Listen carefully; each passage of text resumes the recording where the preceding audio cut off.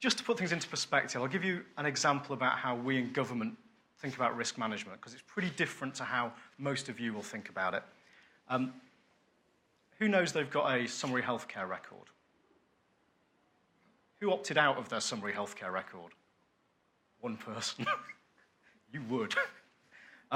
So about 2 years ago, the NHS created these things called summary healthcare records, and in it is the key information about you as a person that might be useful to the health service. For the sake of argument, and nobody is this dumb, but for the sake of argument, assume that the blood type of value in that record is used to give you a transfusion in an emergency. I'll say nobody's this dumb, but assume it was. So as a pop quiz, what error rate are you willing to have on that, given that if it's changed to a random value, you've got about a 60% chance of death? So what error rate would you like as an audience? You can't have 0. Brian says 0.1%. Any advance on 0.1? Nah, he's just being silly. So here's the thing, right? So I get told, well, why don't you just do what the banks do? Use the financial models. So financial models run different fraud and error rates, but it goes anything up to like 3%. So if I take 1% as my base value, that's everybody in Sheffield who dies when they get an emergency transplant. I'm from Leeds, so that's okay.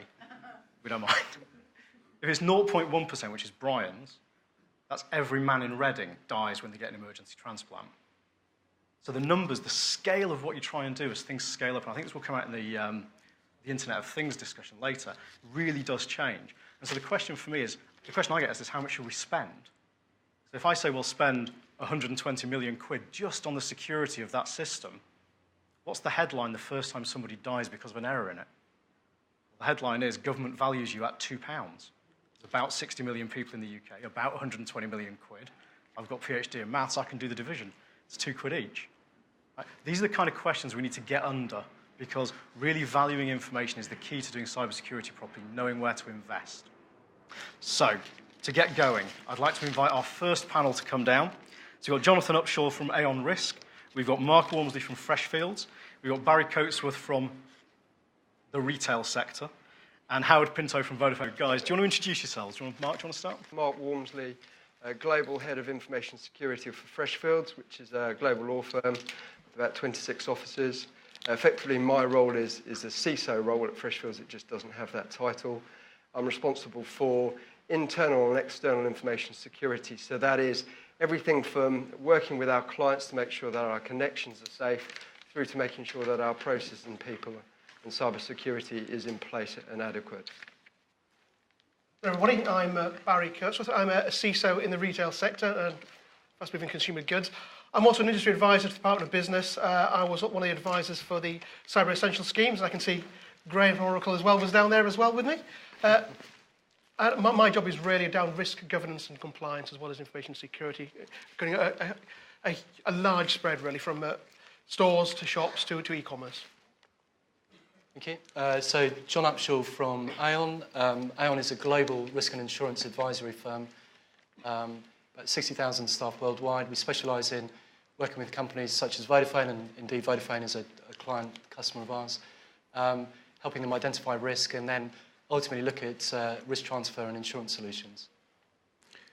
Hi, I'm Howard Pinto from Vodafone, and I'm the Regional Head of Technology Security across the UK and Ireland. So my responsibilities cover very much the technical side. If you look at me, you can see I'm not a bodyguard, so I don't get involved in the physical security at all. It's mainly network security, IT security, risk and compliance, incident management, security monitoring, that type of thing. Okay, great. So just to get us going, cyber's in the news a lot at the moment, what with Heartbleed and my favourite person, Mr. Snowden, the Target breaches, etc. How do you think risk and threat is perceived in your organisations? Howard, do you want to start? Sure. So I think over the last few years, it's moved up the scale completely. When I look at the board now, they are thinking about the business impact. They're thinking about brand protection, as Brian mentioned before. And because Ofcom, they actually ask Vodafone, who is your most technical person, who's got accountability on the board. They actually want to know who's involved in assuring and making sure that we do the right things. So they have an awareness, and coupled with the fact that, what's the worst moment, the leakage of customer data, the availability of the network, all of these things are really resonant. And what that translates to is that the cyber security risk that we have is number 4 in our top 10 in Vodafone. That's how seriously they take it. And so if I need investment and if I need resources and reprioritisation, which I do, to manage the risk, that's where I go. And I can only do that if the board are actually aware and buy in to what the threat and the business impact is. So I think we've moved over the last 5 years, certainly, into so much more awareness and therefore accountability because of the understanding that people in the top tiers of management have. Mark, do you want to carry on? I think I'll mirror that. We're probably slightly behind telecoms. The last 3 years has been the big driver for us in our industry. The one thing about Freshfields and law firms in general is that absolutely everything we hold is confidential. So 3 years ago, I pitched to the board, which is the 3 senior partners in our organisation, where the risks were. We were articulate enough for them to take notice of that. We formed separate functions away from IT, so it's completely independent. And I report directly to our board, so effectively I cannot be manipulated, in theory. But it's taken very seriously, and we work very closely with our insurers as well, because cybersecurity risk is now independently insured from our perspective. And I should say we're pushing this through to our clients as well. So what we're learning in our market, our clients are interested in, and we have a legal cybersecurity function now that's up and running, and we actually advise our clients when they have a breach because we've taken it so seriously over the last 3 years. So big investment outside on this particular subject. So did you have to fight to make your function independent of IT, or was that a natural place? No, it's not a natural place at all, because lots of the focus that I particularly have is on IT, although my function covers both business and IT. IT are paranoid about people like me to the extent that we really are the internal regulators and set the strategy and the benchmark for both now and the future. And they really want that function to be within IT so that there is at least a discussion that can happen. And so having it independent did involve a bit of a debate. Do you think you did the right thing? Absolutely. It's got to be completely independent from our perspective. And our clients require it as well. I've got to say, in the last 18 months, which is where our real maturity has become, and we do directly report to the board on these issues, is that we're actually seeing that IT and other functions that are touched by my group are actually really appreciating that kind of independence view, because we're able to drive it through the changes that they're requiring. So yeah, absolutely. Anyone that has an information security function within IT or can be directly manipulated by core functions in the business is just a disastrous way from my perspective in my industry. When you say manipulated, do you mean influenced, or do you mean just controlled? No, I think I mean manipulated. I think that the difference between the two is that manipulation is about trying to get personal goals for that particular group. Influencing is about being able to say this is the end goal, and actually how do we get it through so that it meets the business needs. And there's a bunch of questions later on about that, I think. But influencing is something that we do, we expect to do it, we want to do it. It's around fit for purpose, but manipulation is effectively personal goals. Barry, are you manipulative? I'm trying to be. Do you want to add anything? Disagree? Well, I'll agree. I think from my perspective, I think sadly the issues for threat seem to be someone else's problem until you actually feel the pain of a breach. Until you feel the pain of a breach, you don't really actually appreciate what information security do or risk and governance. I think looking ahead over the next 24 months, I think security awareness has actually gone up, but I think understanding is still the same as it is. We see Snowden, we see Heartbleed, and see the other breaches. So we see awareness going up at quite a lot of levels, but the understanding yet is, I think that's still way behind what's really expected. And the question is what level of understanding is really appropriate to understand these issues, and at what level? And again, is it the board? Is it the IT? Is it someone else as well? So John, as someone that I looks think at the judges? So from an outsider looking into companies such as Vodafone and Freshfields, it's very interesting because we see one of the greatest challenges is actually the commonality of understanding across the different stakeholders within the business. So if you've got IT security, you've got the IT guys, you've got risk management, you've got legal, all looking at cyber from a different perspective and actually looking at it from a different point of understanding. I think one of the greatest challenges is actually getting clients to internally, in the first instance, agree a common lexicon across the different business units as to what do we mean by cyber? What are those risks? Let's agree a common set of goals to actually all work together. And I think we've seen that the cyber risk from an insurance market perspective, insurance is, I think, one of those things that's viewed as an enabler for business, that you guys can only manage risk to a certain extent. Insurance is there as that sleep easy, that safety blanket. And I think it's getting people comfortable enough that they feel that they can communicate what they believe is in the internal state secrets to external people. So again, that's a challenge. I think in the future that we're going to see a big change in perception with the EU data protection regulations coming in, which got more robust breach notifications. I think we're going to see it taken a bit slightly more seriously. I think until it's actually enacted and come through the EU Parliament, people are a bit wary of which way they're going to go to commit yet. But I think by next year, we're going to see a huge ramp up in people with, again, using cyber insurance to limit liabilities, and also doing more aware because more of a legal responsibility, in which case they've got more due diligence around that one, and more governance. So, John, do you think there's a big difference between cyber risk and other business risks that you insure on? Not really. I think cyber risk is probably where directors and officers insurance was 30 years ago. An emerging risk, it's new. The insurance market is playing catch up with what companies are doing. Companies such as Vodafone are constantly on a daily basis pushing the envelope. The insurance market is playing catch up. Now, if you draw an analogy to property insurance know more about property than the guys, Vodafone and their buildings, so they can actually draw that knowledge down. So I think at the moment, cyber risk from an insurance perspective in the market is still in its infancy, still a nascent period for the market. And do you think there's something that organisations can do to expose to you relevant information to help you make a judgment on the risk? Yeah, absolutely. I think it's really not being scared of what insurance is. So insurance shouldn't be seen as a criticism by the IT and security people. The insurance should be seen as complementary to the risk management strategies that the company is adopting. So if you think about it from a property perspective, you might have your premises sprinklered, you still buy fire insurance. There's still that 0.001%, to use your analogy earlier on, that something could go wrong.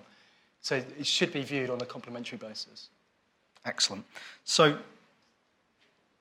do you think that security gets the right kind of airtime at board, not just in terms of how much airtime it gets, but the quality of the discussion? Howard, do you want to start with? I think, as you said, I think security is, and certainly cyber, is embryonic. People are becoming more and more aware. It can get airtime for the wrong reasons. There's no doubt about that. That sounds personal. One or two scars perhaps. But certainly when things go very badly wrong, there is a breach, maybe some customer data has been leaked, maybe part of the network is down due to a virus outbreak or something like that, or the business folks can't actually work because viruses have attacked their laptops or something. These things matter, and very quickly it becomes security in the spotlight for the wrong reasons. And what the business wants, really, if I can just summarise, is silent operations. They just want to know that something's purring away in the background, everything's working fine. Bit of a double-edged sword, because when you go to the board for investment, well, that's a very, very hard call now, right? You all have CapEx and OpEx pressures. We have them as well. And basically, it's a very hard sell. And what they really want is this silent operations going on in the background. The flip side is, if there's lots and lots of noise and they see security incidents happening all the time, then something's wrong. It's not quite working properly. So I think there's a balance there somewhere. I think it does get airtime. I think increasingly it will. And I think it's really good now that the board buy into security as an enabler, because that shows that it's been taken seriously for the right reasons. And for us, it's absolutely an enabler. I'll disagree slightly on that one. I think that if you sell security, it's going to be seen more of a business enabler. But if you buy security in, and most of us do, it's normally seen as a cost centre.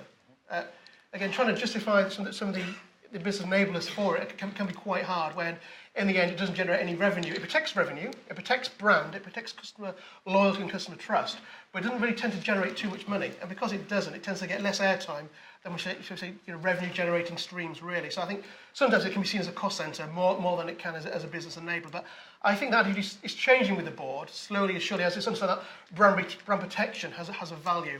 But I think there's still some way to go on some sectors and some organisations. I think you're right, and it's intangible, right, a lot of the time, and that's why it's not really seen. But I think increasingly, because when we go to the board for money in order to deploy solutions, defences against cyber or anything else, what really matters is the return on investment. Gone are the days where we can just deploy something, it sits in the background, it may gather dust, it may do something useful, but nobody really understands what it does. That can't really happen anymore. What the business wants to see is a return on investment. So if you're deploying something like, IDPS or some sort of technology like that, they actually want to see metrics, KPIs. What did this piece of kit actually do? Who's monitoring us? Who's monitoring it for us? And actually, what was the saving, either tangible or intangible, that we actually got as a result of deploying this kit?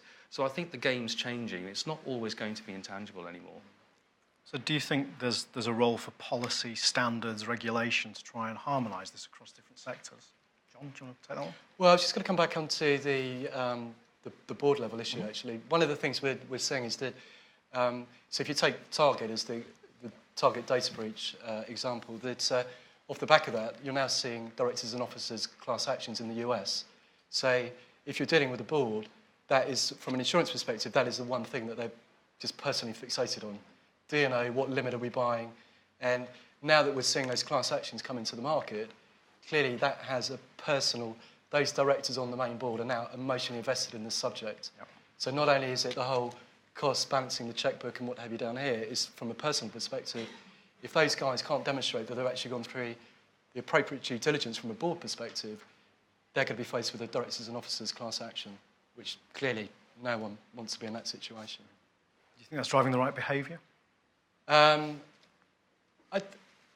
Yes and no. I mean, it's not doing any harm. I think if I was to sell insurance, and it's obviously doing us a great favour, but I think it's actually, from a serious perspective, it is actually helping focus people's minds on it. So if you look at businesses, that some businesses, from a risk maturity perspective, might be low down on the scale. So from that perspective, if it helps those guys focus on the issue and raise it up the agenda, I think it's a good thing. Okay. Anybody else want to mention? So do you want to go on to standards? Well, we'll go on the standards one. I think policy and standards is a bit like antivirus and insurance, really. Is that you need them, but you don't know how truly effective they are at the end of the day. And I think there's a need and a purpose for them. But people don't follow standards and policies for certain reasons, and is that just human behaviour? Policy standards are a bit like terms and conditions. We never really read them until something goes wrong, and then we go back and check that what we've done, really, at the end of the day. So I think there is a place for policy and frameworks, but it's the engagement with the people that really makes a difference, not themselves. We have them because we need them, but we probably think that they are fairly effective to direct. But if standards were effective, we wouldn't have breaches half the time. So, I mean, you just mentioned people. I mean, security is all about people, right? Everybody is responsible for this. So how do you go about winning the hearts and minds of people? Mark, do you want to take that one?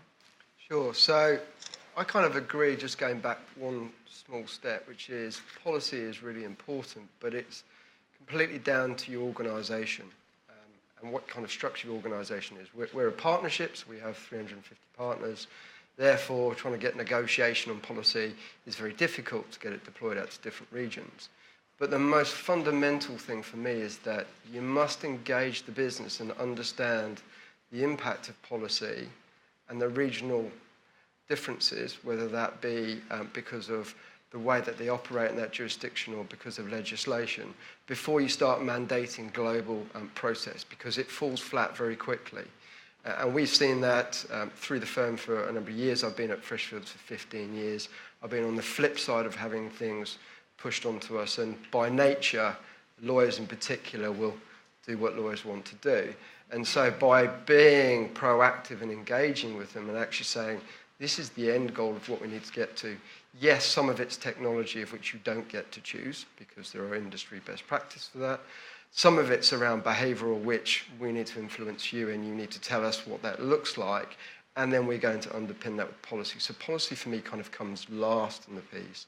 It's the I hate this term, but it's the icing on the cake. I can't think of a better one.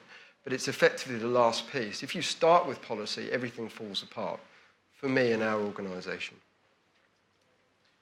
I think that the policies and standards, we've got to have them right because it's a framework. It's something that you can actually look at and get a sense check of what the right thing to do is.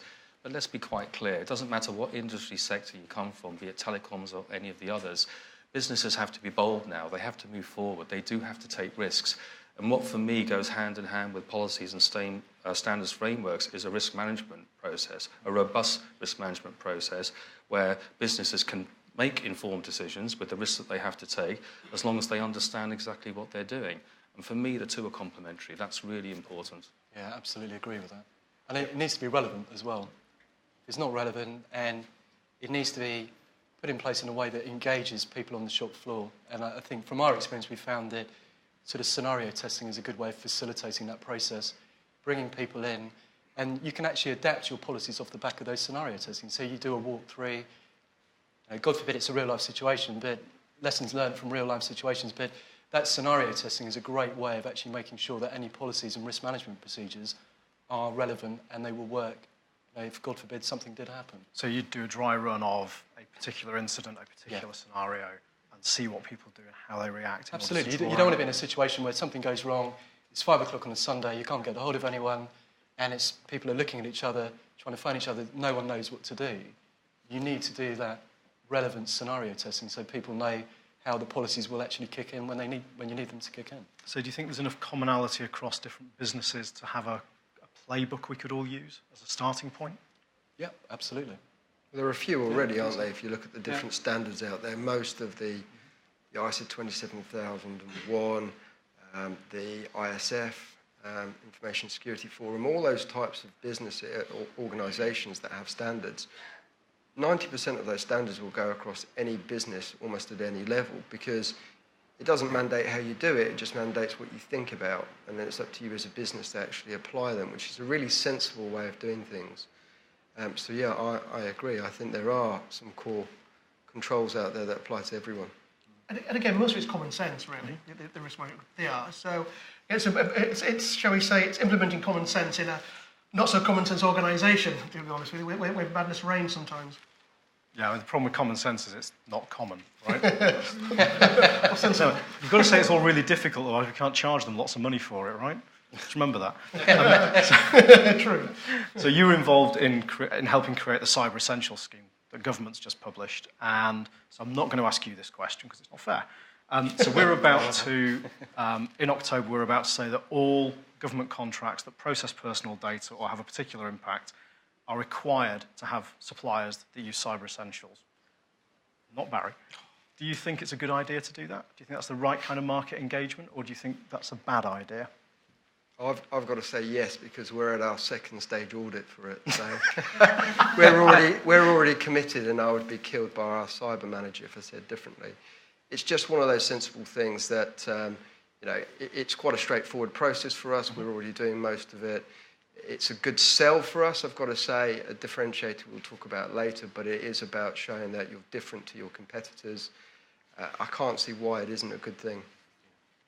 It's the very bare minimum of best practice is what I would say. It is absolutely intended to be the basics and nothing more than that. And I think, for me, there's a question about, do you have the negative impact of saying, well, if you haven't got this, you must be doing something monumentally bad. There's two versions, isn't there? There's the Essentials and the Plus. The Essentials is really very easy to do. You just submit it, and then the Plus is the audit version. But most organisations should be running 80 or 90% of those controls as a baseline, if not all of it. So, I mean, from what I've seen from the process we've gone through, it's very straightforward. I suppose, for my personal opinion, which is a few things. I think Cyber Essentials is really good for your supply chain. It's a very low-level standard you can apply to your supply chain. In a contract sort of thing, you must be the bronze or the silver level first to go forward with a contract with you. And the standards are fairly easy to achieve, actually. It's fairly simple. I think there's 5 or 6 of them, if I remember rightly, in that one there. I think for your supply chain, it's a very low-level standard to get them engaged with security at an early level. So I think that's a really good one to have it on. Some organisations, you might as well go for a different standard. You might just go for 27001, depending on how robust you are. You might go down a different way, but you get a kite mark. But I think on the supply chain side of things, and some third parties, who maybe just 1 or 2, 3 people, a small SME, I think with those ones there, it can show real value to protecting, a third party supply chain, which we know are quite a significant risk. I think it has to be a good thing. I'm bound to say that, of course, because Vodafone has got the Cyber Essentials Plus. But what I would say to you is it gives a level of assurance. You know, is it the be-all and end-all? Absolutely not. But it's a benchmark, and it provides some sort of assurance to our employer that we're actually doing the right thing, and also to our enterprise customers that we're actually taking this seriously. And I think the good thing about Cyber Essentials is it's fairly much industry agnostic. You know, there are lots of standards and there are lots of accreditations out there. I think converging so that we don't have a multitude is clearly a good idea, because what you really want is for all the big players and even the small and medium players to actually achieve these benchmarks. You don't want too many of them. So I think because it's agnostic and because the government's pushing it quite heavily, it's got to be a good thing. Okay, good. So since we're in the Tower of London, we have to make a Crown Jewels reference, right? My Crown Jewels, no.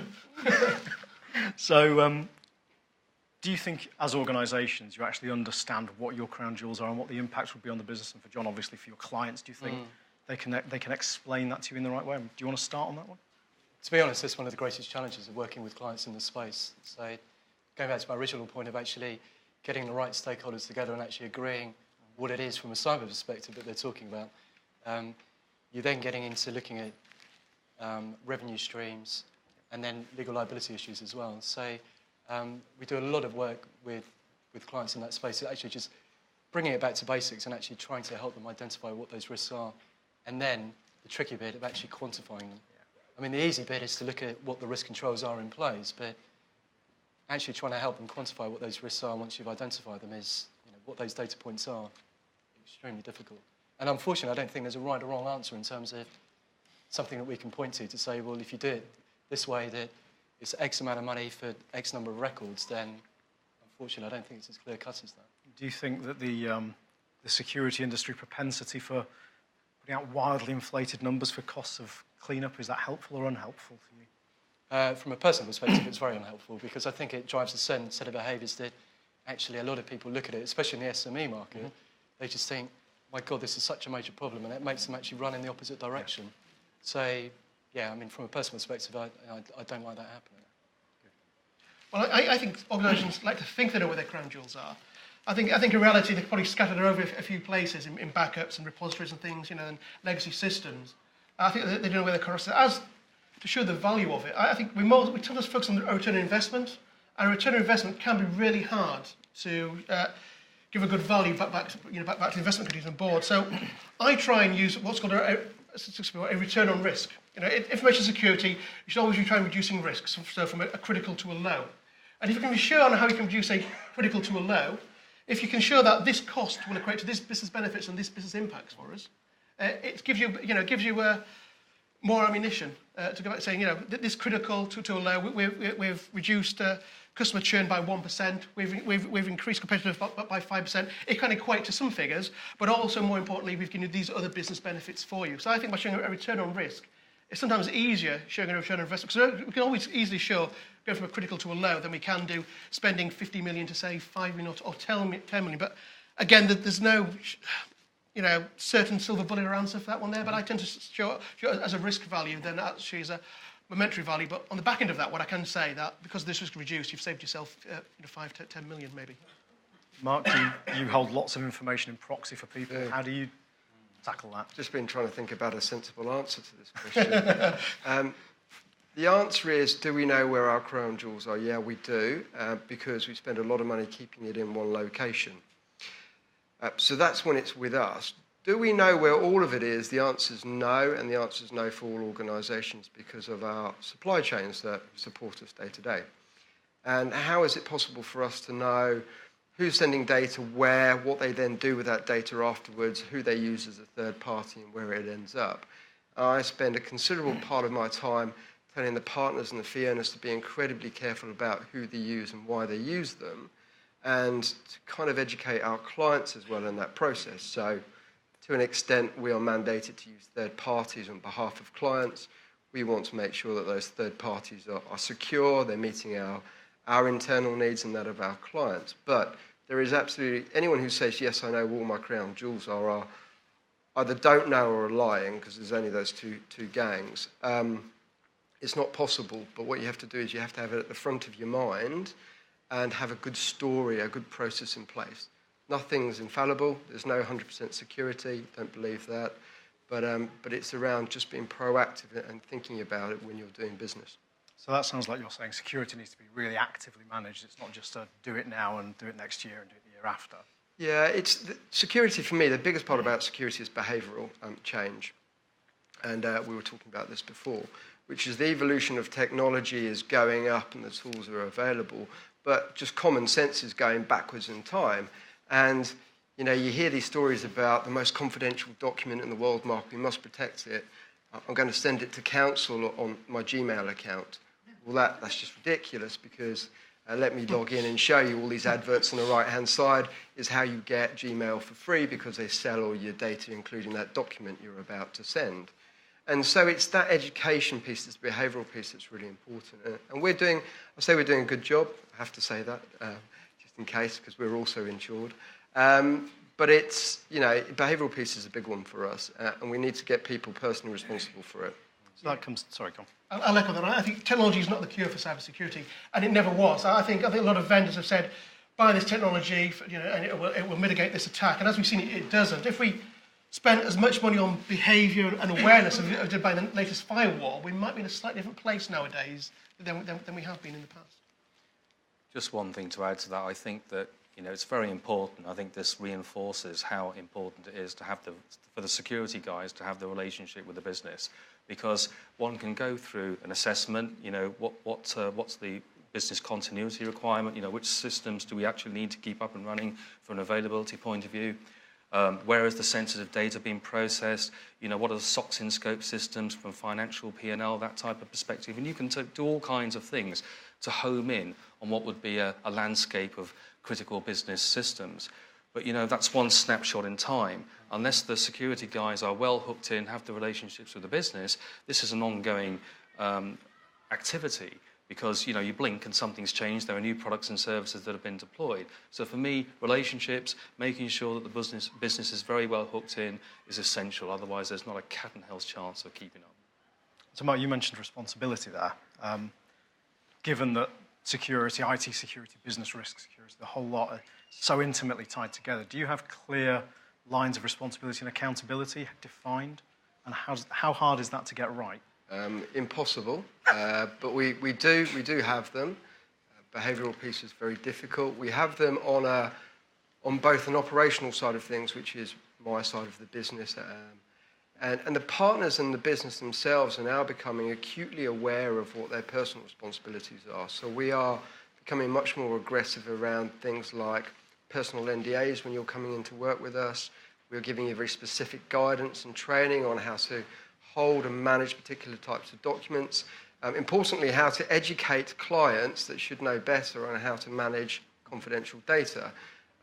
It's uphill struggle, because we've got 6,000 people in 26 locations. Not all of them speak English as their first language, and therefore we have to have quite a diverse and start low and build up program, and that's going to evolve over time.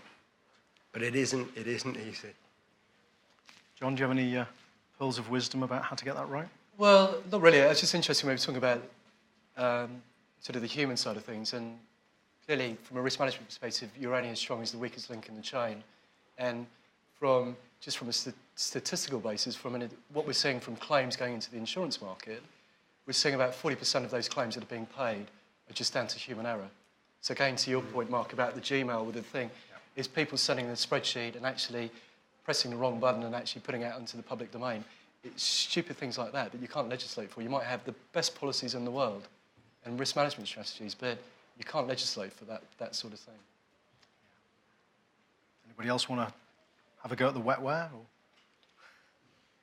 Well, I think just one thing for me to add, which is there are two proactive things to do. One is around behaviour and one is around technology. And there's one reactive, which is, lots of people forget about this, but having a really robust signed-off process for managing when you have a loss. Because the first thing that your insurer asks you, and the first thing that the regulator asks you, the first thing that a client asks you is what went wrong and why did it go wrong?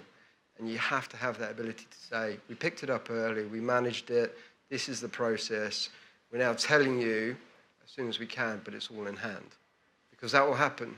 Every organisation here has been breached, whether you know it or not, and probably a significant breach at some point.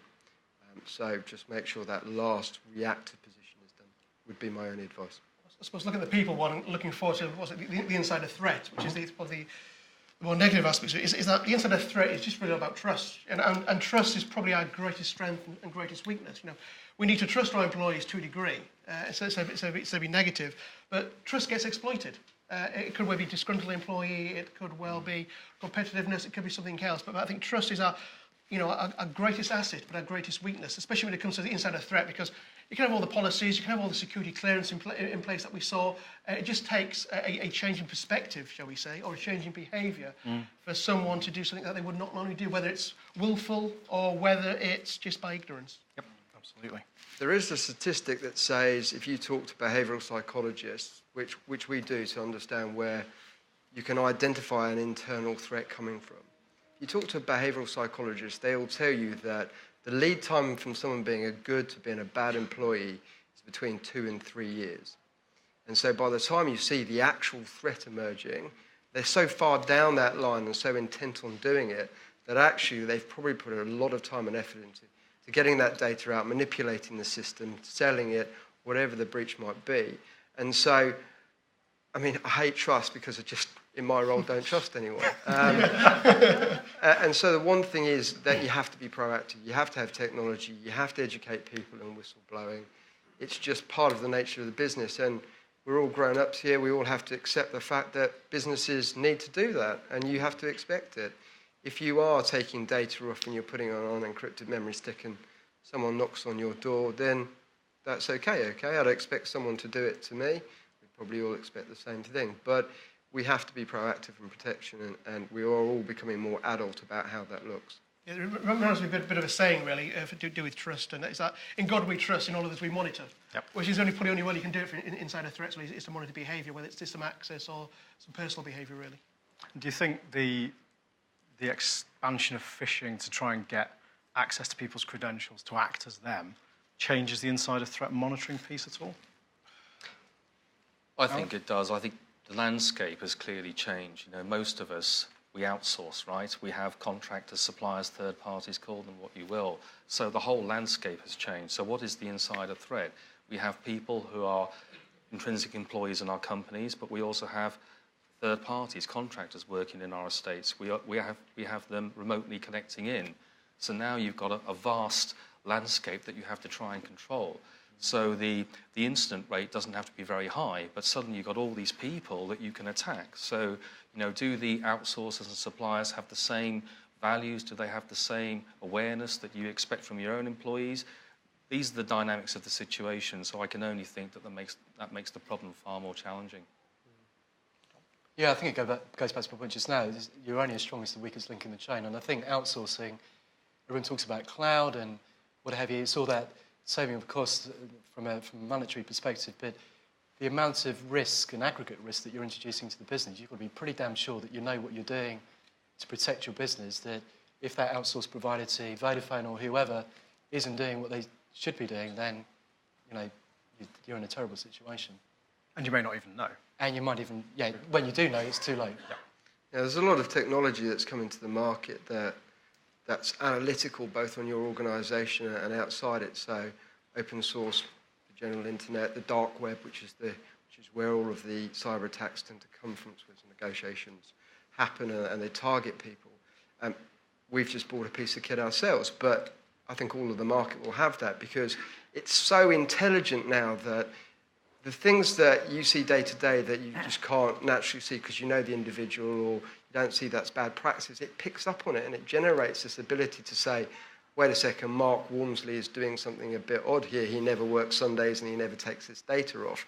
That's kind of an extreme example, but there are lots of real subtleties there, and it can say, well, wait a second, he doesn't seem like he's happy with Freshfields because he's posting something odd on his Facebook, and wait a second, I've seen his email address in the dark web. And it can put all of that together, which would take a huge amount of time for you to do, and it provides it to you in a format that says, this is someone we at least need to consider. And again, technology isn't all of the solution, but it does help manage some of that behavioural issue. So as a counter to that, though, I'll tell you my favourite phishing statistic. So everybody knows about phishing attacks. We did some experiments, and we sent like a targeted phishing attack to an organisation. And the average click rate for the average user was about 60-65%. and the average click rate for the security people was about 10%. And then we sent another one that said, do not click this link. The average click rate for the average person was 10%, and for the security people was 90%. Right? So you've got to know your target audience as well. Well, the NSA did something similar, didn't they? They dropped 1,000 memory sticks at all of their most secure locations.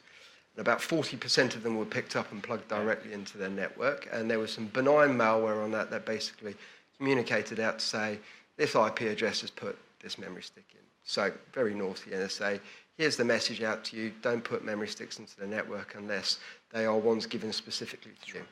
They wait a while, they do the same exercise again, 1,000 memory sticks, but they stamp them all with the Eagle NSA. That number goes up to 70%. And so now you've got the most critical people saying, I've been told not to do it.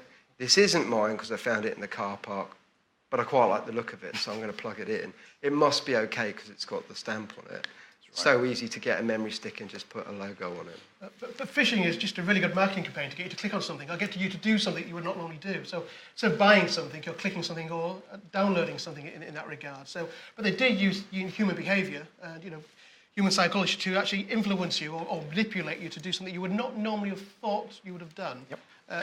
In that regard. Well, phishing, if you look at the stats of phishing attacks, they tend to be purposely quite basic, so spelling mistakes, etc., because what they're really targeting is the people that don't understand what a phishing attack is. So they're looking for the people that says, oh, I've got a FedEx parcel, I haven't ordered anything, but that looks legitimate, I'll open it up, which is what happened to a couple of staff at our organisation just before Christmas. Clearly littered, but on purpose, lots of those phishing attacks look like they're not legitimate, so that they're only catching the people that are likely to open them up. Yeah. So, a couple of questions from the audience. There's a question here that says, some may argue that a cohesive and integrated approach to security is necessary to meet the growing threats. Do you think personal, physical and cyber security are all aligned properly at the moment? It's a hell of a question, isn't it? Well, you're looking towards the Internet of Things on that one with sensors and integrating, shall we say, physical sensors, but people going into doors to maybe logging onto a system and how they equate to. Are they fully aligned? I think in some places they are in a small, shall we say, ecosystem, but in other large organisations, the maturity is nowhere near that yet. But the next 3 years, Internet of Things and sensors and smart devices, we're probably going to see more of that happening slowly but gradually, maybe along that line. Where more integration, but more integration means more threat vectors, more points of interaction. So I think this question's more about, have I got the right size bollards given how much investment I'm making in cyber security? I can attack through information systems, I can attack through the front door. How do you start to build a way of talking about protection in a way that spans those different fields? Is that one too hard? Again, it's a holistic view, really. Who said that one? Exactly. To pick up on the point, it is holistic, and it's about engaging with the right stakeholders within the business. And I think if there's one positive that comes out of this whole issue, is a good facilitator to actually get people within the business to talk to each other, which ordinarily doesn't really happen. Right. And, why would risk talk to audit ordinarily? And, it's just a great time to actually get everyone talking about a common set of goals, basically. And I think it's about getting the balance right. Of course, physical security, technology security, they have to live together. Is it correct to have one in the ascendancy over the other? Probably not. I think there's an awful lot of focus and attention on cybersecurity at the moment, quite rightly so.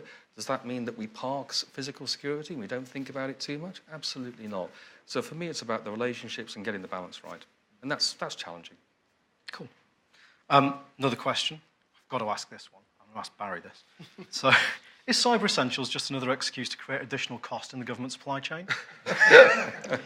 So it's a fair question. So what controls are we going to put in place to make sure there's a common level of, for example, patching, to make sure we meet the requirements in a holistic Surely, way? if you're in the government supply chain, you're doing already as just due diligence and best practice anyway. Yeah, back in reality. Is it a cost centre? I think it is. I think I would like to see security being profitable, shall we say. But the only way it's going to be profitable is, in my one, if they're going to give you tax breaks and offset the cost of implementing any security. But that's not going to happen in anywhere near the near future. Well, that's the best engagement. As for the supply chain, is it a necessary cost? It's probably a burden of doing business with the government. there might be a bit of pain in the beginning, but after you've done it and embedded security into the organisation, I think a few years or even a few months down the line, it should start to pay back. Although it probably won't be, shall we say, that visible to begin with. It will be seen as another standard. It will be seen as another loop to jump, hoop to jump through. It might be seen as unnecessary, and I think that comes down to again education and awareness in that regard, and how it's pitched across to the various suppliers on that one. Could you flip it around the other way? I mean, is it something that's going to attract business into the UK? So if you look at the outsourced sector, if we can actually demonstrate in that outsourced sector that we've got these minimum standards, people are more likely to actually use those outsourced providers. So, that must be a good thing for the economy. So it could be of a contract. Either one or the other. We have how this one therefore will go with you because you're less risky than these. Yeah. But yes, it could. There is some value in that one. Yeah.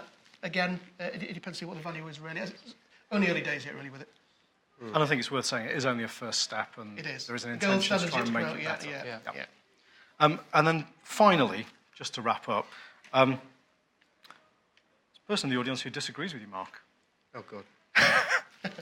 I disagree that security should be a function separated from IT security. It's a field with many dimensions. I think the one point that we mentioned clearly from the panel is the threat is not only external, it's internal as well. Mm-hmm. Like, as an example, you can put a firewall, you can put an IDS, IPS outside, but if you don't really protect your code and the application that you're building internally, you need a security IT architect to really understand this. I think the relationship between business architecture and IT architecture is essential in your organization. And I think the relationship has to be very solid. And I, as well, sorry, one comment that I disagree with, policies need to come first. Policies come first, implemented in an IT environment that understands security, that understands your system, to be able to implement a system that has security inherently built in. When you talk to your developers about security, when you talk to your network guys about security, when you talk to your developers about security, that makes a huge difference in how your product is perceived in the market as well. So I think definitely security in general shouldn't only be outside in the business side, but it needs to be in IT. There's a lot of decisions that happen in IT without the involvement of business. And if there's no security behind it, there's a big risk that you're leaving outside to the market. Can I take that one? In order, because I think it's directed personally at me, obviously. So I agree with you, and the reason that I agree is that maybe I wasn't particularly clear about what I was saying. Information security is independent. Cyber security is part of IT. I set the strategy and the policy and the end vision according to best practice, and IT pick the technology and advise on how that's implemented. And we have IT architects that sit as part of that steering committee that we meet with on a regular basis. So it's a really good point to make, is that we're not mandating something that's not practical, and hopefully that came through in the other things that I've said today. But it's around looking at best practice and saying to them, guys, you can't determine what best practice is because it's easier for you to do that thing. It's got to be like this because that's when we generate money. And actually, information and cyber security, being able to say in a competitive market, we can take your data and hold it more securely than the next law firm, is about the most beneficial selling point in our industry there. But I agree that for me, information security must be outside of IT for setting the strategy piece. But the delivery and the tweaking and making sure it's applicable and appropriate sits in IT. And our cyber team is part of our IT function. They don't report to me on purpose, architected that way. I'll agree. I think information security is a business risk. Therefore, it should sit out IT. But IT should have IT security, which is embedded within IT, to pass these risks through. Mm-hmm. But I think that I'll agree. I think there should be a kind of separation of duties around that one, move things forward. Otherwise, it's all about technology and not about the people and processes. It's not a holistic view. It becomes maybe a single point of view. Yep. I think there's another dimension to this as well. So IT is a kind of a general, all-singing, all-purpose term. If I think about Vodafone, well, we're a networks company intrinsically, and IT networks, they kind of sit together, as peers. And if I think about the way that we operate, there can be competing goals and influences here. The head of IT, well, what's he got to do, or she? They've got to deliver products and services. That means delivery. That's what they're held to account on. Now we talk about the purse strings and the budget. Well, when it comes to who's actually divvying up the money, their priorities are going to be very different potentially. And for me, that's why it's absolutely imperative to have the security function at a peer level to IT, networks, HR, all the different functions that you'd expect generically in any company. I do agree that there has to be a cohesion and a relationship, a very, very solid relationship between IT and security. That's absolutely understood, but that should apply across all the different business departments. So for me, security is quite rightly sitting as a peer. As a final comment, John, before we break for coffee, would you like to say anything about that from your point of view? I mean, from what we see with clients, where the clients have done exactly what Howard's just described, then I think that is really the way to go. I mean, it should be peerless across there, throw risk into the mix as well in terms of actually the glue that joins all these pieces together. And as I said before, getting that common lexicon agreed between the different stakeholders, I think, is key as well, to making sure the goals of addressing this are adequately addressed. Great. Okay, join me in thanking the panel for their great contributions.